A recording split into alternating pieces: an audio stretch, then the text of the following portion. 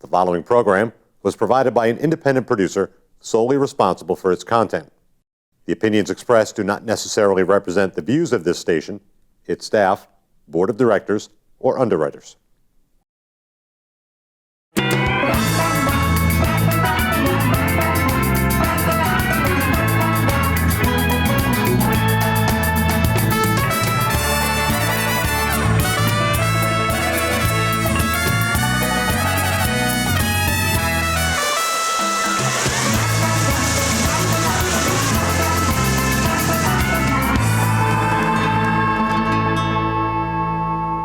Hey there, everybody, and welcome to the Happiness Jungle with yours truly, the Chief Happiness Officer, Lyn-Dee Eldridge. And I am 100% flat out excited about our guest that we have on the show today. I've known Dyan for many, many years, and I always remember her saying, one day I want to be an author. One day I want to be an author. Someday I'm going to be an author. And well, lo and behold, here we are, and she is now an author. And I'm super excited because her book is I've Heard the Voice of God and I'm No Angel. So the appropriate title for our show today is We're No Angels. And I'm so excited. Your book is amazing. Congratulations. Thank you. Thank Your you. stories are hilarious. Some are. Some are hearts. Yes. Some will make you cry. Some will make you cry. But Dyan Parker, congratulations, because you are an author and you're a fabulous author and your book is just wonderful. I've been enjoying, I went to one of your book signings. Thank you for attending. Yes, you did. You went to my very first book signing. It was amazing. Yes. And it was not only a signing, but it was a reading. So we, your now fans, got to enjoy hearing you read your stories, and it meant so much. I heard a lot of people say, Dyan, you need to come out with an audiobook. I have thought about that. I forgot that I thought about that. Yeah. But I had looked at that maybe, I don't know, 4 or 5 months ago. And when he said it, I remembered, oh yeah, because that would be my next step. I don't want to write another book, but I think that I do want to do this on audio. It would be fabulous. Yeah, yes. Fabulous. And I know that there's ways for you to be able to do that, and it would be inexpensive. Yes. And again, just another thing for you to give out to the world. So what was the inspiration? I've heard the voice of God and I'm no angel. What was your inspiration to write a book like this? Well, let me backtrack and correct you. I have never wanted to write a book, ever, until the seed was planted about writing a book. Oh, okay. And the seed was planted because I had just started reading Heaven is for Real. And in the preface, the very first page, it says, paraphrasing, if you believe in heaven, you'll enjoy this book. If you don't, let this little boy lead the way. And as soon as I read that, I thought, I had an inspiration that I needed to write about my experiences, because most people aren't thinking about heaven because they're not even thinking about God. So I wanted to write about my God experiences. And the seed was planted, and I did nothing for months. Right. But that's probably when I was starting to see you and saying, I need to write this book. I need to write it, not that I want to write it. I'm sorry. You know what? You're right. That's exactly what you always said. Yeah, I need to. I need to. I don't want to. I need to. Yes. So like that's that. what started it. So were you in tune to hearing the voice? So many people say, okay, that's hokey pokey, or what, is she crazy? Is she psychic? Is she a medium? Should I call her up and ask her if she could, help me visit my lost relatives? Right. No, I'm not a medium, and it's an undeserved honor, for sure, to hear the voice of God. I have no idea why I was picked, and yet I kind of think he probably knew eventually I would cave and write the book, where so many people probably would not. Right. So I think he's using me as a vehicle to get the word out. And the back of my book, the cover says, have you ever questioned the existence of God? Then this book is for you. I know that God is real because I've heard him. He spoke to me. I've heard the voice of God, and I'm no angel. And that tagline was actually added right before publication, because originally it was, as soon as I got that first thought, Right. the name of my book was going to be I've Heard the Voice of God. Even my first draft, everything was I've heard the voice of God. And my niece, Alyssa, read the draft, and she said, Auntie, that sounds so holy, and your book isn't. So I think you need to change the title. And I'm like, what do you, I mean, I have to have I've Heard the Voice of God, because that was kind of like in the command when I got that sensation. And so I said, well, I don't know, what do you think we should change it to? And she said, well, how about I've Heard the Voice of God, really? So then it was changed to I've Heard the Voice of God, ... really. Right. And that was okay until it became time to do a book cover and to actually do it. And for some reason, I got inspired to add, and I'm no angel. And I think that's a better hook, because it is not a holy book, although God Right. has spoken to me. But I do see God helps me everywhere, and I think that that He helps some other people too. They just don't recognize that it's God. Right. They think it's coincidence or luck or whatever, but it's always God. Isn't that funny? Yeah. You know, I'm like you, Dyan. I'm not religious. I'm very spiritual. Yes. And I love that, because I know you, and I know you're no angel, but you're no devil either, but you're Yeah. no angel either. Yeah, And yeah. just like I Yes, am, yes. we like to have fun. We don't Yeah. mean any harm Yes. in any sense of Correct. the way. Correct. And I'm not knocking religion by no means, okay, but I just think that there are just so many rules out there that it's ridiculous, and it's a man-made religious world now. Well, when you think about it spiritually, now you're talking about the universe. Now you're talking about what is it exactly that's going on spiritually around me. And when you're open to that, you're receiving it. It's completely different. No hokey pokey, no religious, no, I've been healed. None of that. It's just straightforward talk from God's mouth to your ears. And it's really the guidance that we keep asking Him for, isn't it? Yes. Yeah, there have been many times in the book where I didn't actually hear. I've only heard the voice of God 8 times. Right. And somebody said the other day, only 8 times? I mean, like, most Yeah. people have heard it never, But to have heard Yeah. Him to 8 times, I mean, again, I just think it's hysterical that He picked me. But I do believe that I'm blessed and highly favored. Undeserved, for sure. Right. Why do you keep saying that? Undeserved. Because I don't believe that. Undeserved only because there's so many people that, who knows, maybe they have heard the voice of God. Right, and they just don't know it. No, you know when you hear the voice of God. Trust me, you know it. Right. But I was such a brat. I was such a tough kid. I mean, but I probably had so much energy that I just, Right. but Yeah. I'm better. Yes, you are. Yeah. And I'll tell you, the happiness jungle, people say, how does the happiness jungle start? And it was spiritually lifted into me. And I am a happiness angel. And I know that sounds, again, hokey pokey and everything, but when you look at when your life is in a turmoil or it's twisting and turning, you have to realize that there are purposes, right? Yes. And you also have to say, okay, and you got to look up and you got to be open, but you can't whisper, right? No. Don't whisper. Yeah. Because sometimes there's so much noise that you want to be heard. So I love for my audience to be very active. And there's some people out there that are just so lost, happily lost, just so stressed because what's next? Not because they're lost and they're not happy. And then we have others that are lost. Lost but confused and want to be found. So what I want to share with them most definitely is maybe you should stop looking at religion and start looking at the spiritual being.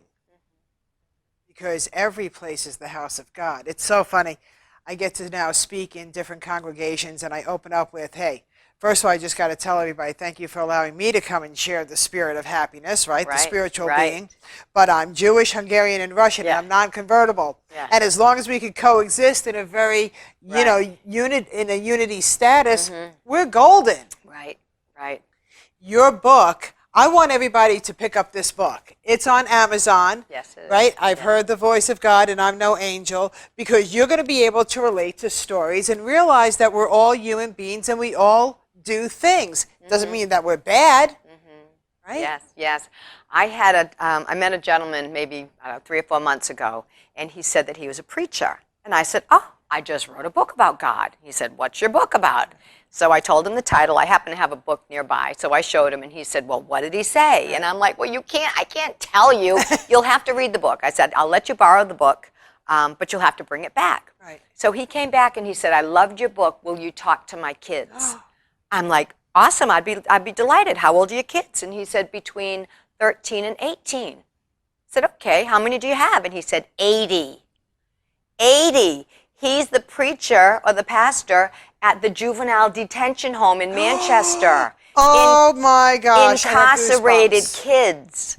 Incarcerated. I spoke to 80 kids, 10 of them girls, 70 of them boys. Incarcerated. Wow. And they listened attentively for an hour because I talked about, I was this close to being a drug addict with diet pills, this close to doing insurance fraud, this close to doing, oh yeah, I got a lot of things that God protected me from myself. Right. From myself, you know?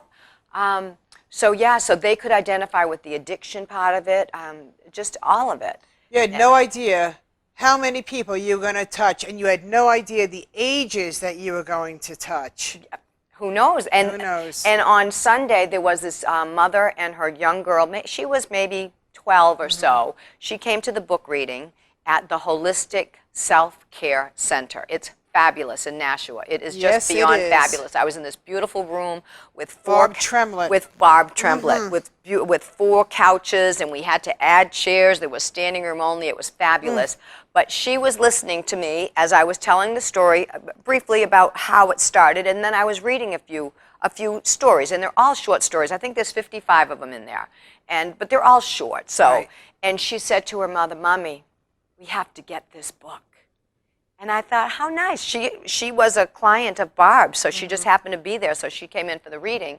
And afterwards, that little girl gave me such a big hug, and she said, "Thank you so much for writing that book. I can't wait to read it." She's like 12. Fantastic. 12. So I don't know who it's, you know.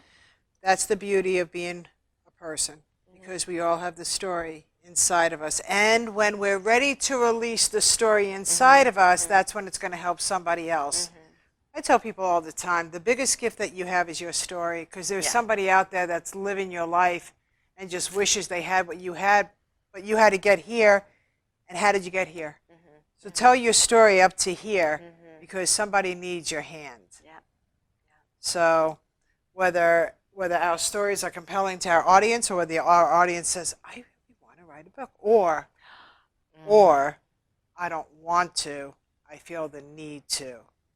Tell your story, you know, and it starts with the doodle. People say, how do I write a book? How did they start writing a book, Dyan? What compelled you? How did you start writing a book that you didn't want to write, but you felt you needed to? Yeah, well, the first thing I did was I documented all the stories that I've been telling for 30 or 40, 50 years that have happened. And I've just told this friend and that friend. My family knows them all, almost all of them. And almost all, they know them all now. So I just started and I didn't realize there were so many. So I just started doing bullets. You know, the car, the license plate, the God can. I just started doing bullets. And then, and again, when the student is ready, the teacher appears. Because then I heard about Dragon Speak, that fabulous program, software program, where you wear a headset, you plug it into your computer, and as you talk, it literally types. So, and because I wasn't doing a novel and making it up as I went, I was just retelling true stories that happened to me. So I was able to pace in my office, actually my spare bedroom, I was able to pace in my office telling these stories as they happened, and it was being typed. And of course, 80% correct, but I can certainly talk better than I can type. So then I had to, of course, edit what I had already written. And I was fortunate enough to get a job that wasn't really busy. Sometimes, there were certainly times I was straight out, but I had a lot of downtime. So I was able to send it to myself at work every day, and I would edit it. Oh, wow. And I would send it back home. And I'll tell you a funny story about how it got finished, because that's how it started. And it got somewhat finished, or at least the draft was finished, everything was on paper, once I decided that I better start writing, because I didn't think I was going to have any fun until I finished it. And, you know, it's like you can't go out and to play until your homework's done. Right. You know that? Well, I got the bigger assignment. You know, you're not going to be able to have fun until you finish your book. Wow. Our book. We called it our book. This is our book. Anyway, so I thought, being proactive, I would join a Facebook page of authors.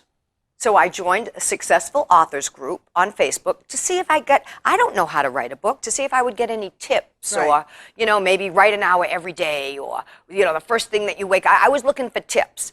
But what I found was a contest to enter. And I love contests because I usually win them. And the reason I win them is because I'm persistent. Right. I'm persistent. So anyway, so the criteria, and this was just a random successful authors group, okay? And the criteria was you had to be an unpublished author. I was. You had to have at least 10,000 words. I probably had 40,000 at this point. You had to have it finished by January 31st, and it was in November now. So, and I love deadlines. Wow. But the fourth criteria, the subject had to be about God. What are the chances? What are the chances? I love it. I love saying, what are the chances? Of course. Right, of course. So God put it in me to really get me motivated. I mean, I didn't look up from that typewriter for 3 months. And I hit the send button at 7:30, January 31st. Oh my goodness. It took me that long. I mean, it's send. And it was a rough draft. Right. Roughed. But at least it was all down. And I didn't know at that point, I've certainly come a long way since that first draft, but I didn't know at that point that I had to do more. I thought, it's done, it's over. I wasn't doing it for publication. I was just writing it to put it down. Yeah. To write it down. So I made 2 copies, 2 hard copies, because my mother doesn't have a computer. And then I waited for the results. I came in third place with about 50 other people. Because it was a group of thirds. Right. And what they really did was they gave me money off of self-publishing, which would have been okay, but I didn't go that route. I didn't even have, at the time, I didn't even have any money to put towards self-publishing. But what I did do, I let it sit for about a year until I realized I have to edit this thing now.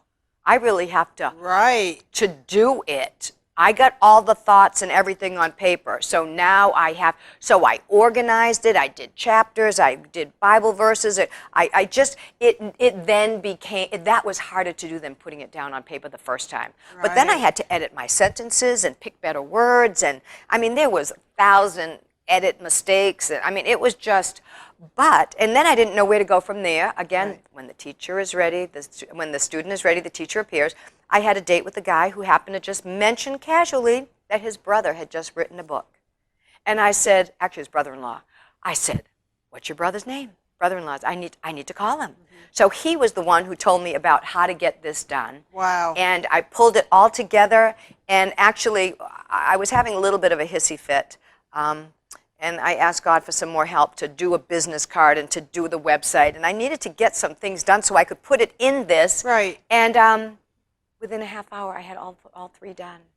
They were done. I've never done a book before. But I say this is our book. Right. This is so God was helping me do it. Right. And it was just, it just all became, and so my first real goal was to get it printed and have it for my family only, but my family for Christmas presents, because they've been hearing me talk about, I'm writing my book, I'm talking about my book, I need to edit my book, I need to work on my book. They've been hearing me talk, and not seeing me do much action. So last Christmas, less than a year ago, I finally hit the approved button, and as soon as I did that, I got an email, I got a notice saying, you are now on Amazon.com. I wanted to vomit, actually. Why? Because I was like, I didn't know that was going to be the plan. Oh my God, I was just really doing it to make copies for my family. I really never thought about going any further. So now that it's on Amazon.com, I had to start talking about it. And so I've done quite well. I've sold over 500 copies. It's at the library. It's at some Wow. bookstores. You can order it on at Barnes and Noble. Again, the church has asked me to speak to them too. Right. So I'm doing the circuit. So this actually is my practice for when I go on Oprah. Yeah. My goodness. Well, you're going someplace, I'll tell you that, Oprah, here she comes, Dyan Parker. Wow. It all starts, and as long as you're willing just to keep on going, everything can happen and more. So it's just a matter of taking that belief. And you said one of the most powerful things is that you put yourself in a circle of other authors. You also pushed yourself. You know what I love about you? What? Is that even if we don't go back to school per se, you keep yourself in check with deadlines to always promote yourself better and better. Your book is done. And now what I see is happening is that you're being found. You're being found to talk to kids that want to listen to you. You're being found because there are other people out there that want to hear from you. Wow, Dyan, that's tremendous, Yeah, thanks. Wow, you blow me away. You always do. Yeah, I'm pretty excited about it. I'd be very excited about it, my Yeah. God, because you keep on going. It's like with what I do, whether it's the speaking engagements or whether it's my books that are coming out or my workshops, sometimes you get to a place where, oh my gosh, what am I doing? And then all of a sudden you're like, I need a sign, I need something, and just because you're open to it, there's another pull. You know how I got to go speak at a congregation? Because I gave myself to the nonprofit organizations, to the Rotary clubs. I love to speak to those clubs, no matter what it is. In the Rotary Club was the pastor. The pastor said, last week we started talking about happiness.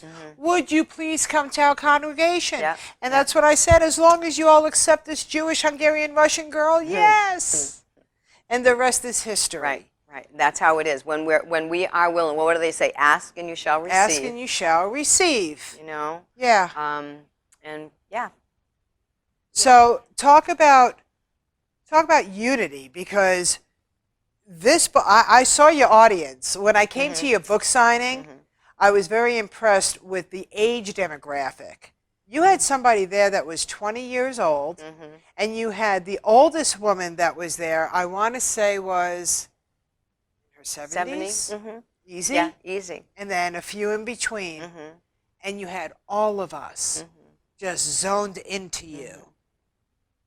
That's got to be the most fulfilling thing that you could possibly do. Yeah, well, it's nice to be able to just share life experiences that are God-related, and to get them to think that maybe God, because so many people they believe they're going to see him when they die. Right. That's it, end of story. They don't know that they can have a conscious contact, or that he cares about every one of us on an individual basis. Right. And so many people don't know that. So I actually told my girlfriend the other day, borrow my God. You don't have a God like that? There Then you borrow go. mine. I like that. So she was saying all day, all right, Dyan's God, can you help me with whatever? All right, Dyan's God, help me. Right. And she texted me that night and said, oh my God, it worked. So she still hasn't developed her own God, but she's using my God. I like that. Sometimes in life, I know that I've been there, and I lost religion. I lost this the isn't faith. religion. Exactly. It's spiritual. Yeah. Boom. What do they say? Religion is for people who are afraid of going to hell. Spirituality is for people who have already been there. Wow. Oh. Okay, everybody. Wow. I don't know how much more powerful that could be, because everybody is at different pockets of their lives goes through that hell transition. So spiritually, we've got you. We've got you. You just got to appear. You just got to look up in the heavens, and you just got to go outside of your house. Go outside of the house so you can breathe that air and just look up and go, I'm ready. I'm ready. I'm ready. And you could feel it. I could feel it right now. I could feel it right now in this studio. You got to juice yourself in order to get juiced.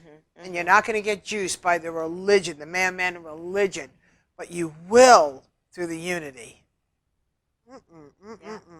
God is good. God is good. God is really, really good.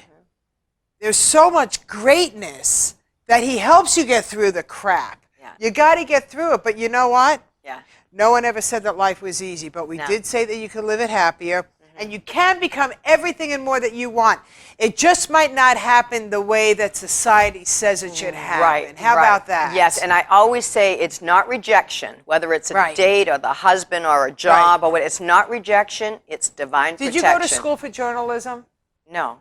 Oh. Did you go to college to become any kind of an editor or anything in the media world? No. No.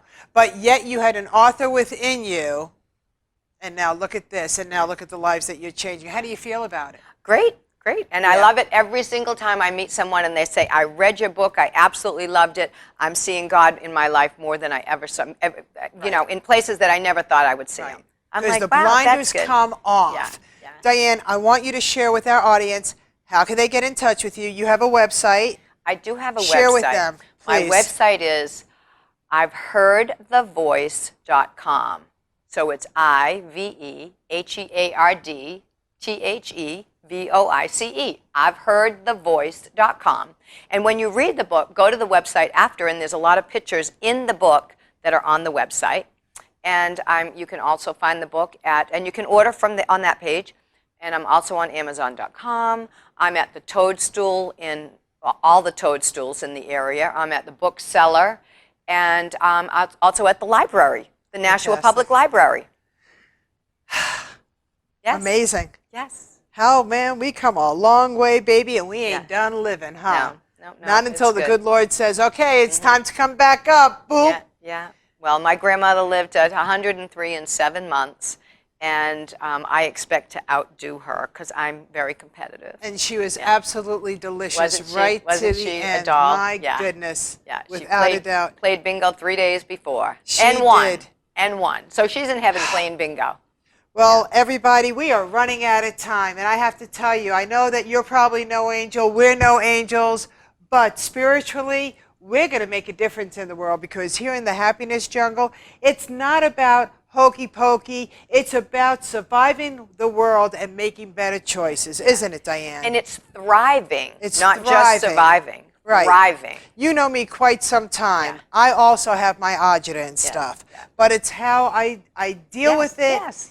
And it's a wonderful place to be in the Happiness Jungle. So with that, everybody, remember, it's okay that you're no angel, but get out there and scream to God, I'm ready. Bye, everybody. Thank you.